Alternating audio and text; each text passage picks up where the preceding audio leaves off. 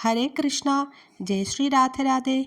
ഗുരുവായൂരപ്പനെക്കുറിച്ചുള്ള ഭക്തിസാന്ദ്രമായ കാവ്യമാണ് നാരായണീയം. നാരായണനെ സംബന്ധിക്കുന്നത് എന്നർത്ഥം വരുന്ന നാരായണീയം എന്ന ഗ്രന്ഥം ഭാഗവതത്തിൻ്റെ സംഗ്രഹീത രൂപമാണ്.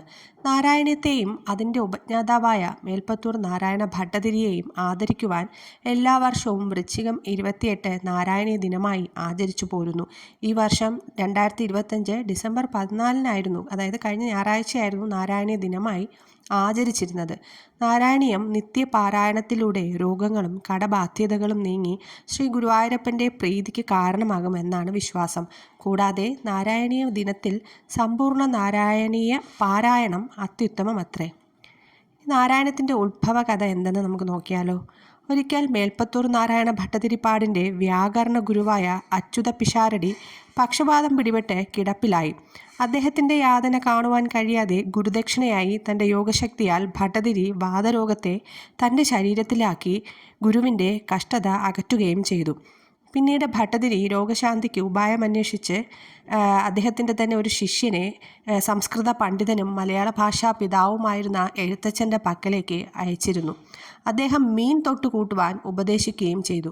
ഇത് കേട്ടപ്പോൾ ബുദ്ധിമാനായ മേൽപ്പത്തൂർ അതിൻ്റെ സാരം മനസ്സിലാക്കുകയും ഗുരുവായൂരപ്പൻ്റെ സന്നിധിയിലെത്തി മത്സ്യാവതാരം മുതലുള്ള ഭാഗവത കഥകളും കണ്ണൻ്റെ ലീലാവിലാസങ്ങളും ഉൾപ്പെടുത്തിയുള്ള നാരായണീയമെന്ന സംസ്കൃത സ്തോത്ര കാവ്യത്തിൻ്റെ രചന ആരംഭിക്കുകയും ചെയ്തു.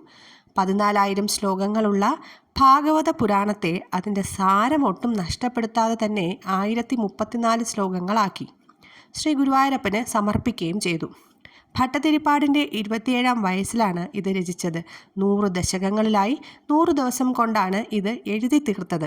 ഓരോ ദിവസവും ഓരോ ദശകം വീതം അദ്ദേഹം ഗുരുവായൂരപ്പന് സമർപ്പിച്ചു. 100ാം ദിവസം രോഗവിമുക്തനാവുകയും ചെയ്തു. ആയുരാരോഗ്യ സൗഖ്യത്തോടെ സ്വഗൃഹത്തിലേക്ക് മടങ്ങുകയും ചെയ്തു. നാരായണീയ സ്തോത്രം ഒരു ദിവ്യ ഔഷധത്തിൻ്റെ ഫലമാണ് ഭട്ടതിരിപ്പാടിന് നൽകിയത്.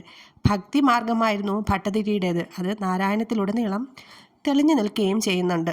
ചുരുക്കത്തിൽ ഗുരുവായൂരപ്പന് മേൽപ്പത്തൂർ നൽകിയ വിലമതിക്കാനാവാത്ത കാണിക്കയാണ് നാരായണീയം. രാധേ രാധേ.